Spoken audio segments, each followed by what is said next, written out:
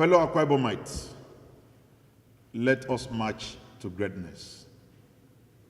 My wife, Her Excellency, Mrs. Udom Emmanuel, and I bring you our warm greetings. Exactly 6 months ago, you entrusted your destinies into the hands of the divine mandate, and as a symbol of that mandate, had pledged to you to be your servant leader. 6 months down the line, I am happy to address and assure you that the ship of Akwa Ibom State is in safe and steady hands. The horizon is clear, the vision is rock solid, and the spirit is alive and well. A new dawn has descended upon us, a dawn of hope, of faith in our capacity to be great, a dawn of unity and brotherliness, a season of endless possibilities, and we should celebrate this new spirit. My dear people of Akwa Ibom State, as I address you today, I remain grateful for the trust you have bestowed on me, humbled by the task at hand, but mindful of the sacrifices borne by our founding fathers for our great state. As the custodian of the hopes, aspirations, and dreams of this generation of Akwa Ibomites, as the current holder of the divine trust which binds our destiny in eternal covenant to the God of our fathers, as an instrument of God's plans and purposes of our generation, I solemnly declare to you, my dear brothers and sisters, the great Akwa Ibom people, that the mandate you freely gave me 6 months ago rests in the secret place of the Most High. It rests here because it was a divine mandate.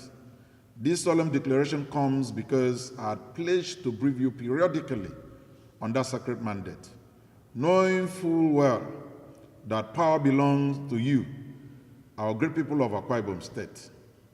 We as a people are waxing stronger and great in spite of the slew of court cases we had. These cases which have challenged how you elected and your authority to elect your leaders, you will not see them again tomorrow.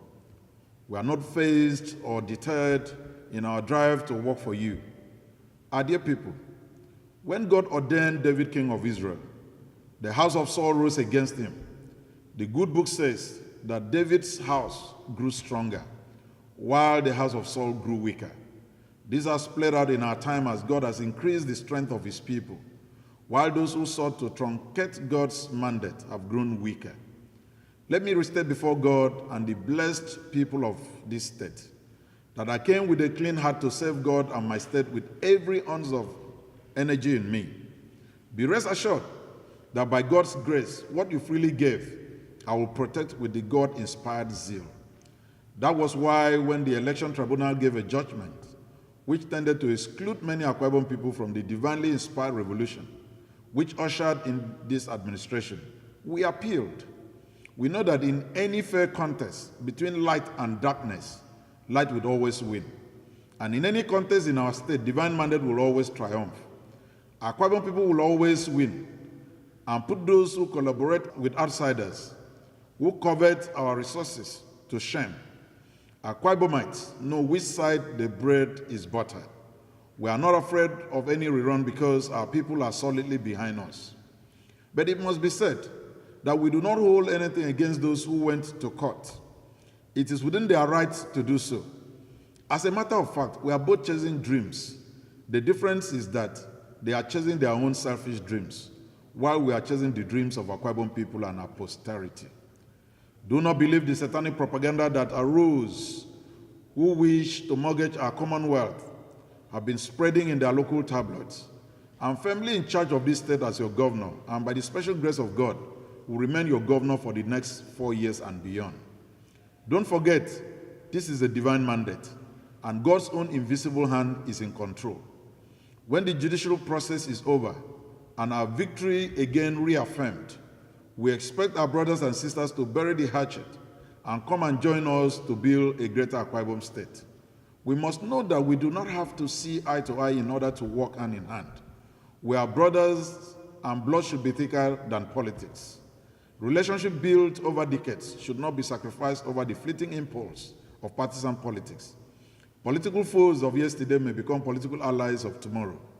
To the youths, I charge you to unite and rise to the faith of greatness.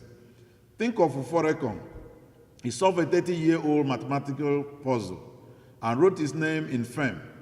The same DNA which Ufot has is in you. We are a brilliant people, and I'm proud of each and every one of us. We only need the opportunity to unleash our potentials. I promise you this is what I've come to offer. What Ufot Ekong has done, you can do.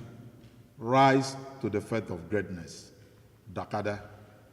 Those who opposed my administration have claimed that we are an appendage of the last administration. That is not true.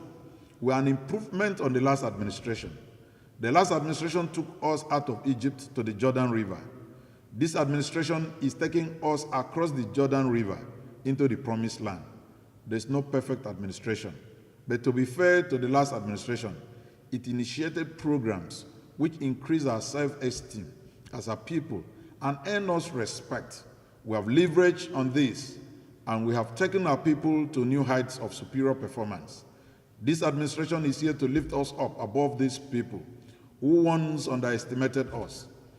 It is sad commentary on our politics that people who were part of the last administration for 7 of its 8 years would now turn around and demonize the administration. They claim that the administration was wasteful, irresponsible, and corrupt. And this sounds like cutting your nose in order to spite your face. You cannot absolve them of hypocrisy without convicting them of self-indictment. Such talk cannot and will not fool Akwa Ibom people, because you can fool some of the people all of the time, and all of the people some of the time, but you cannot fool all of the people all of the time. When they lie to you, ask them the source of their wealth and what investment they made to become wealthy and super rich. I therefore call on all to see the hope of our greatness and choose love over fear, unity of purpose over conflict and discord. Our forebears knew that the Ibibio, Anang, Oro, and indeed all Akwa Ibom people were of one stock and one ancestry with a shared destiny. They knew that together, working hand in hand, no foe could defeat us. No river could be too wide for us to cross, and no mountain could be too high for us to climb. Why are we not proud of this heritage? Why are we not follow their example? I challenge you to arise to the faith of unity. Dakada. We are committed to industrialization and infrastructural development. We have had several groundbreakings for new industries and resuscitated ailing and moribund ones, from LED factory to automobile and fertilizer plant to others. Industrialization is on its wings in our state. Peacock pens has come alive again. But I must say here that industrialization is a process and not an event. We'll spare no effort to ensure the effective and lawful execution of our industrial drive. I solicit you rise up, Dakada, and give your hand of support. We gladly declare to you that our superior performance curve is rising higher. Our people are enjoying regular electricity, and areas like Okobo local government area have benefited from our intervention. I was touched when Okobo Electricity Maintenance Committee, in a letter signed by its chairman, Chief Effiong Edaekong, thanked me for restoring power supply in Okobo after many years of blackout, which had caused socioeconomic hardship and underdevelopment. We are providing clean water in our efforts to stem the spread of waterborne diseases. We have revamped all sectors, including health. St. Luke's Hospital Anwa and Ibom Specialist Hospital are examples. We have undertaken several road construction projects across the state. This state is now a giant work site, and we should all be proud of this. My dear citizens, when we rolled out our first 100 days achievements, some cynics went to town mischievously misrepresenting us.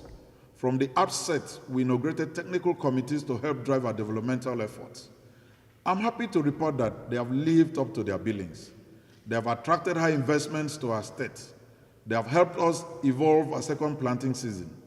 We are developing coconut plantations and hope to process coconut into over 360 uses scientifically.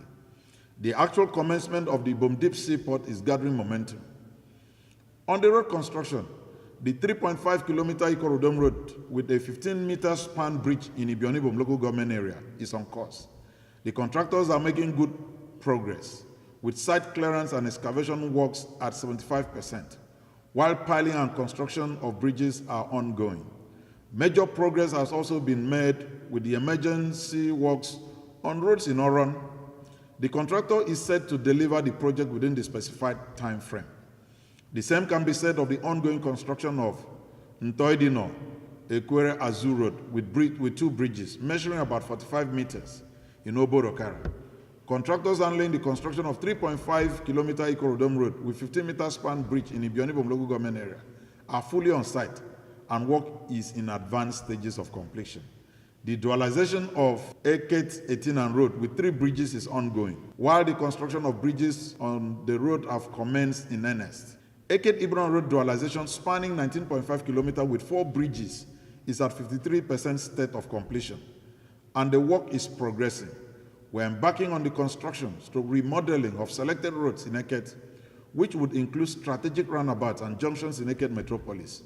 In Uyo, the construction of Uyo underground outfall drainage from Sika Avenue through Akwa to Tropicana is at advanced stage. The dualization of Uyo Etinan Road with a flyover and water fountain at Etinan Runabout, and the dualization of the 23.8 kilometer Uyo Oron Road, Airport Road, Okobedi Oron Road by East-West Road with 60-meter span bridge in Udobo are set to commence. Other road projects of my administration include construction of 5-kilometer Ikorekuk Road with 30-meter span bridge in Pareni local government area, and construction of 5-kilometer Mpok Okat Road in Ona local government area. These will all be completed in record time. Other achievements of my administration include, but not limited to, the following: construction of 1.2-kilometer underground drainage in Uyo.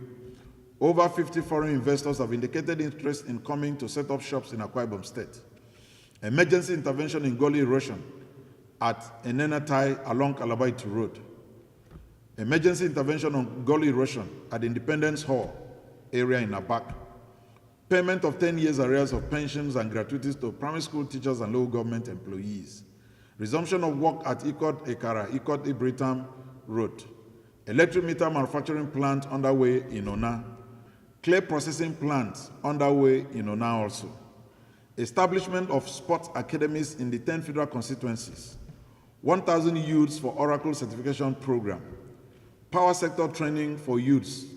Special agricultural training for 100 youths in Israel. Approval for the training of 329 youths in photography and film production.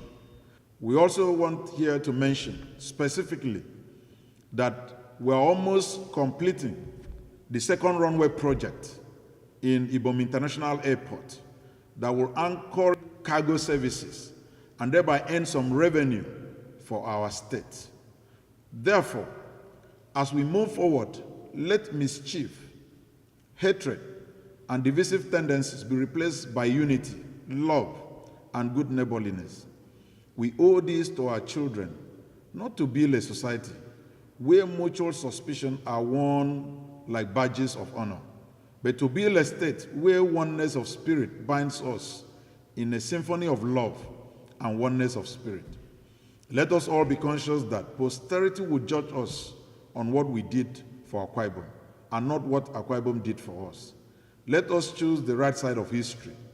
Let us be developed in all-embracing umbrella of love and greatness, as characterized by the principles of Dakada. My fellow Akwa Ibomites, I urge us to be steadfast in our efforts to keep the peace and stability at all times. We must create right atmosphere where everyone, men, women, the youths, the old, and the young will have the opportunity to live out the endless possibilities that God has imbued and embedded in us all. Therefore, I, Mr. Udom Emmanuel, your duly elected governor, the keeper of divine mandate, pledge and guarantee you that I will continue to work hard to improve your living condition. So help me God. God bless Akwa Ibom State. God bless the Federal Republic of Nigeria. God bless you all.